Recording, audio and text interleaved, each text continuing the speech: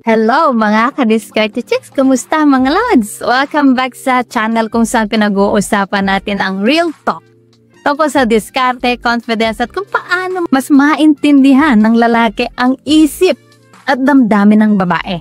Ngayon, sasagutin natin ang isang interesting na tanong mula sa isang ka-Diskarte Chicks natin po dito. So, ang tanong po niya is, Lods, anong mga Diskarte Chicks ang maipapayo mo bilang isang babae tulad mo? Anong the best na gawin ng lalaki para ma-seduce ang babae? Wow! Ang dami pong pwedeng pag-usapan dito, kaya grab your coffee, relax lang at pag-uusapan natin ito parang magkakaibigan lang tayo. Pero bago po tayo magsimula, i-comment mo muna kung taga saan ka para malaman ko naman po kung hanggang saan ang abot ng ating diskarting usapan. At syempre, huwag mo kalimutan i-like ang video na to, mag-subscribe, at i-hit ang notification bell para lagi po kayong updated sa mga love tips natin tuwing may bagong upload. So, ready ka na ba? Tara, simulan na natin. Unahin natin sa pinaka-importanting bagay, ang mindset. Mga ka-Diskarte Chicks, bago mag-isip ng anumang diskarte o techniques, dapat malinaw sa'yo na ang babae ay hindi prize na kukunin mo lang. Seryoso, ang pinaka-attractive sa lalaki sa paningin ng babae ay yung confident siya sa sarili niya. May purpose sa buhay at maayos ang attitude sa ibang tao. Tanong ko lang, ka-Diskarte Chicks, sino ba ang mas na-excite? Yung lalaki na lagi lang nakadepende sa babae o yung lalaki na may goals at self-respect? Siyempre yung may goals, di ba? Small things matter. Ngayon, pag-usapan natin yung small things na pwede mong gawin. So number 1 is attention to detail. Hindi mo kailangan mag-spend ng million para mapansin ka ng babae. Simple gestures lang tulad ng pag-alala sa mga bagay na sinabi niya o pag-check kung okay siya. Malaki na impact. So number 2 is sense of humor. Ka-Diskarte Chicks, alam mo bang 7 sa 10 babae mas na-attract sa lalaki na marunong magpatawa? Pero importante, hindi yung pabiro na nakakasakit, kundi yung light and playful jokes. So number 3, be thoughtful. Hindi mo kailangan laging magbigay ng gifts. Minsan simpleng text na kumusta ka o pagtulong sa kanya sa maliit na bagay, mas memorable pa kaysa mamahaling regalo. Mga ka-Diskarte Chicks, tandaan, babae loves attention. Pero the right kind of attention, yung genuine at hindi nakakainis. Confidence versus arrogance.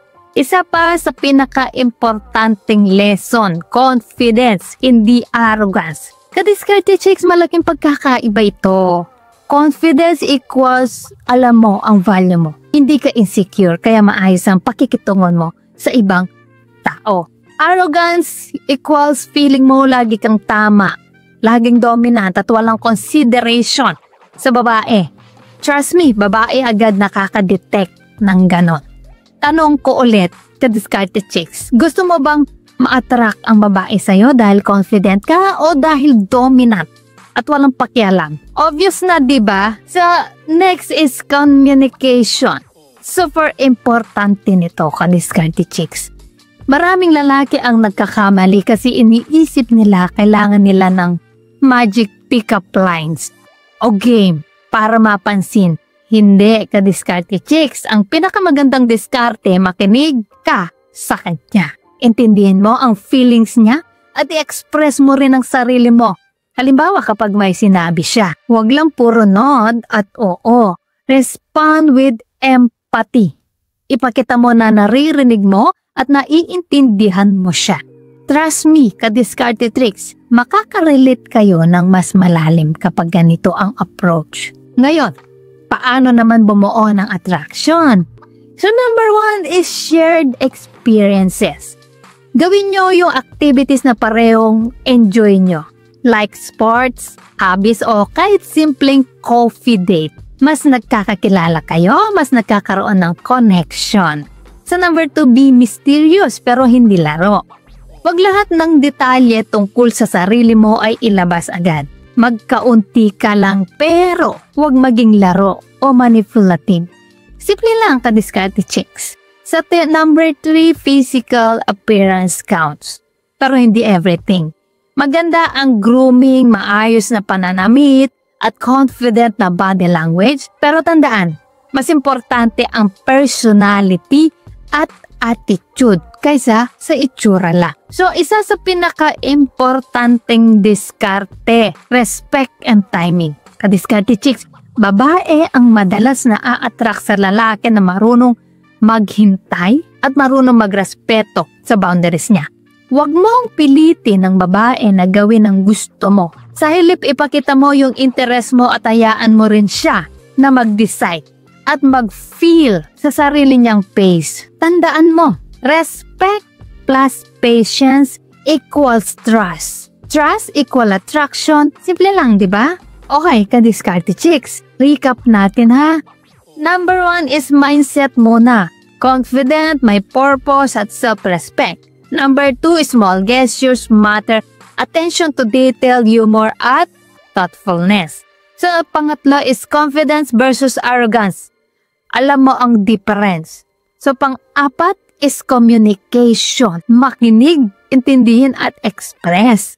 So, pang-lima is build attraction naturally. Shared experiences, healthy mystery, at good grooming. Sa pang-anim is respect and timing. Huwag pilitin. Hayaan mag-develop ang feelings.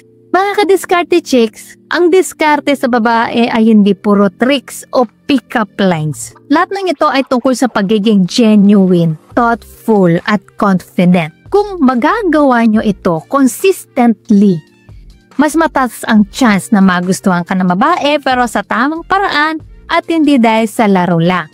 So, ka-diskarte chicks, yun ang mga tips ko sa diskarte ng lalaki para ma-attract at ma-seduce ang babae sa healthy at genuine na paraan. So, ayan mga ka-diskarte chicks, sana po ay may natutunan kayo sa video natin ngayon. At syempre, bago po tayo matapos, shoutout sa ating mga masugid na tagapanood.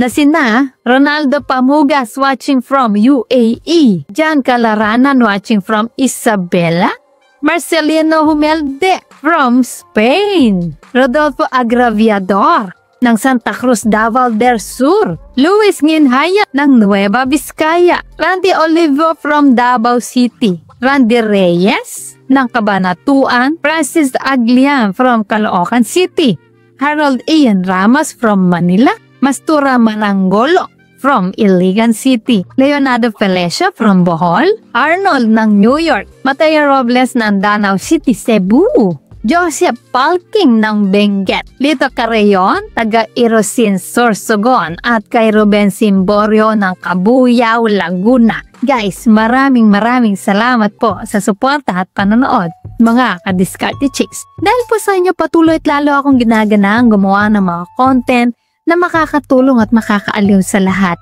Solid kayo. At para naman po sa mga hindi pa na-shoutout, gusto mong ma-shoutout sa next video, i-comment lang ang hashtag ka-diskarte chicks at sabihin kung anong topic ang gusto mong pag-usapan natin next. Kung nagustuhan mo ang video na ito, ay huwag kalimutang mag-like, mag-subscribe, at i-share ito. Comment down below kung alis yung mga tips na to ang na-experience mo na. So guys, this is Diskarte Chicks, your love mentor, laging nandito para sa mga diskarteng pag-ibig. Kita-kits sa next video. Maraming salamat sa panonood. Ingat kayo palagi.